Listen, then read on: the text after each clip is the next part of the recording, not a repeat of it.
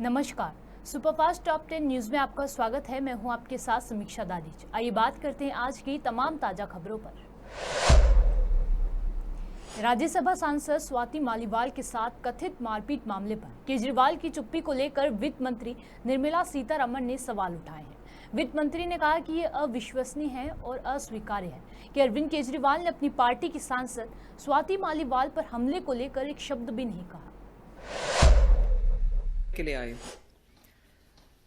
लगातार 13 मई से आज तक एक शब्द तक नहीं बोला चीफ मिनिस्टर केजरीवाल उनके पार्टी के राज्यसभा महिला सदस्य उनके ऊपर जो हमला हुआ है उस विषय में।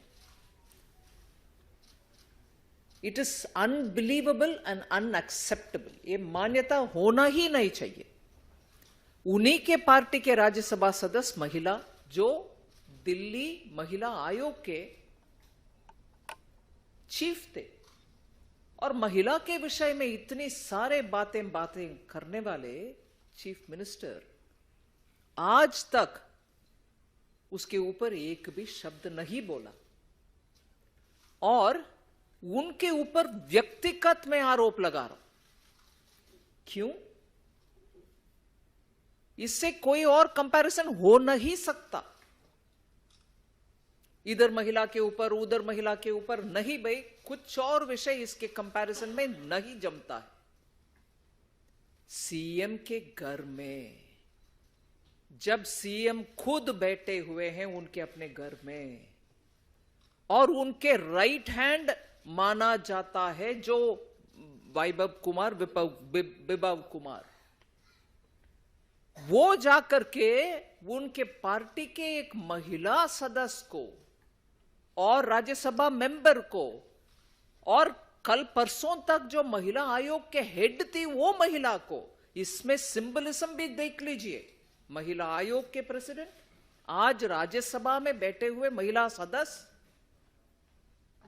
उनको उन्हीं के अपने घर में when he seated in his house चल रही है, उनको कुछ उसके बारे में चिंता नहीं है और उसके ऊपर बयान देने का भी आत्मविश्वास जिनका नहीं है, ऐसे सीएम केजरीवाल पूरे सामने आकर के क्षमा मांगना चाहिए। लोकसभा चुनाव के मद्देनजर 5वें चरण का मतदान 20 मई को किया जाएगा।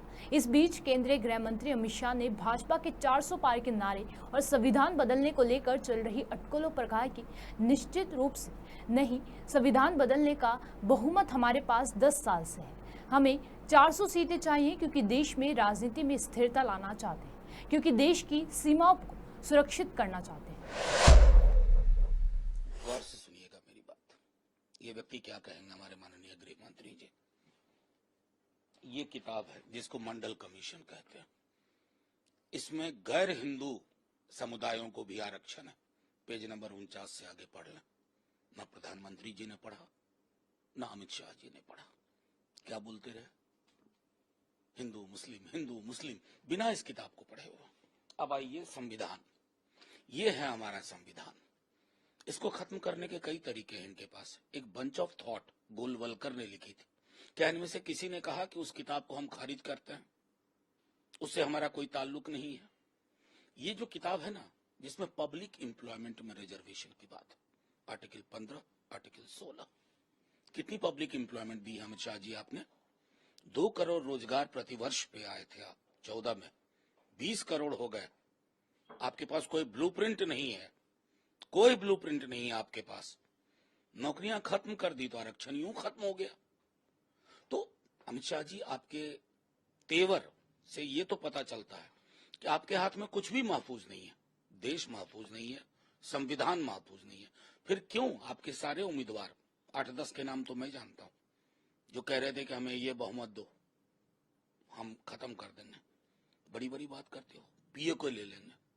अरे इंदिरा जी के पास 400 नहीं था, बांग्लादेश बनवा दिया।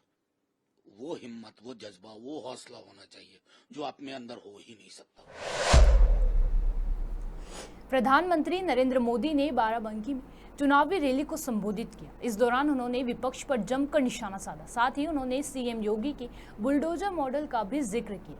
पीएम मोदी ने कहा कि विपक्ष को सीएम योगी जी से सीखना चाहिए कि कहां बुलडोजर चलवाना है और कहां नहीं चलवाना है। भ्रम में मत रहिए। देश जब आजादी का आंदोलन कर रहा था ना, और देश के टुकड़े करने की बात आती थी, तो देश का हर व्यक्ति का नहीं यार, देश के टुकड़े थोड़े होते हैं, देश के टुकड़े होते हैं। हो गए कि नहीं हो गए?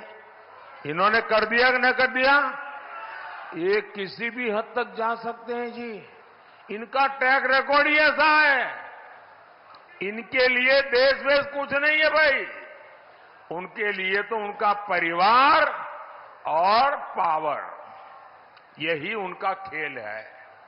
सपा कांग्रेस वाले सरकार में आए तो रामलला को फिर से टेंट में भेजेंगे और मंदिर पर बुलडोजर चलवा देंगे। क्या योगी जी से यही सीखना है क्या?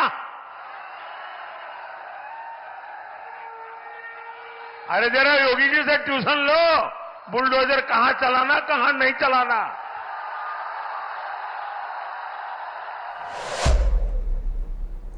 उत्तर प्रदेश के सनसनीखेज सीतापुर हत्याकांड में पुलिस ने खुलासा किया है।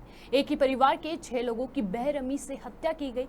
हत्या के मुख्य आरोपी को पुलिस ने गिरफ्तार कर जेल भेजा है। दिल दहला देने वाली इस वारदात को किसी और ने नहीं बल्कि मृतक अनुराग के भाई अजीत ने अंजाम दिया था। आरोपी ने अपना जुर्म कबूल किया है। पुलिस पूछताछ में आरोपी ने हत्याओं को किस तरह से अंजाम दिया उसका खुलासा किया है। सुप्रीम कोर्ट ने अहम फैसले में स्पष्ट किया कि मनी लॉन्ड्रिंग केस में कोई आरोपी अगर कोर्ट के समन पर हाजिर हुआ है तो उसे prevention of money laundering act की धारा 45 के तहत जमानत की दोहरी शर्त पूरी नहीं करनी होगी। सुप्रीम कोर्ट के सामने 2 कानूनी सवाल थे कि क्या स्पेशल कोर्ट अगर पीएमएलए एक्ट तहत बनाए गए आरोपी को समन जारी करता है तो क्या वे बेल के लिए आवेदन देगा? अगर हाँ तो क्या बेल के लिए पीएमएलए की धारा 45 के तहत दोहरी शर्त लागू होगी? उत्तराखंड सरकार ने अहम फैसला लेते हुए चारों धामों में मंदिर परिसर के 50 मीटर के दायरे में सोशल मीडिया हेतु रील बनाने या वीडियोग्राफी करने पर पूरी तरह से रोक लगा दी है।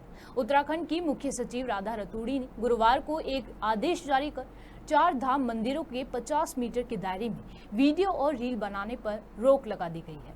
हालांकि अधिकारियों ने स्पष्ट किया कि यात्रा के दौरान मोबाइल फोन ले जाने पर कोई प्रतिबंध नहीं है।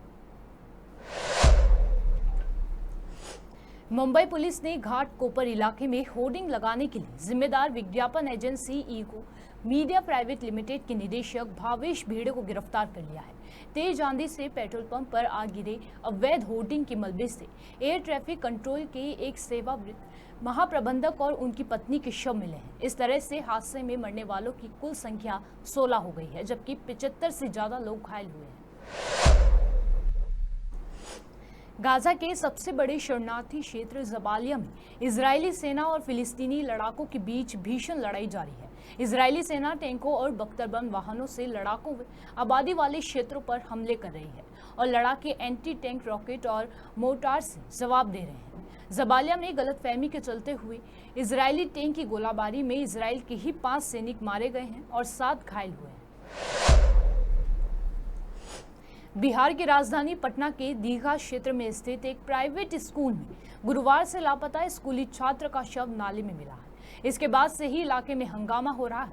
बताया जा रहा है कि स्कूल के नाले में स्कूल की ड्रेस में ही छात्र का शव मिला।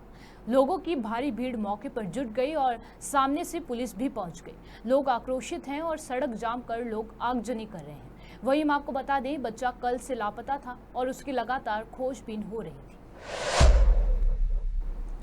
बलूचिस्तान से चलने वाली शुष्क हवा ने उत्तर भारत में मौसम के मिजाज को गर्म कर दिया है। अगले 5 दिनों के दौरान उत्तर प्रदेश, दिल्ली, पंजाब और हरियाणा का एक बड़ा हिस्सा लू की चपेट में आने वाला है। भारत मौसम विभाग को आशंका है कि दिल्ली का तापमान 45 डिग्री से ऊपर तक पहुंच सकता है। सावधानी के तौर पर आईएमडी ने उत्तर पश्चिम भारत के एक बड़े हिस्से के लिए लू का ऑरेंज अलर्ट जारी किया है। शनिवार से तापमान में तेजी से वृद्धि होगी। सुपरफास्ट टॉप 10 न्यूज में आज के लिए सिर्फ इतना ही। देश और विदेश की तमाम बड़ी खबरों से जुड़े रहने के लिए देखते रहिए पॉपुलर टीवी। धन्यवाद।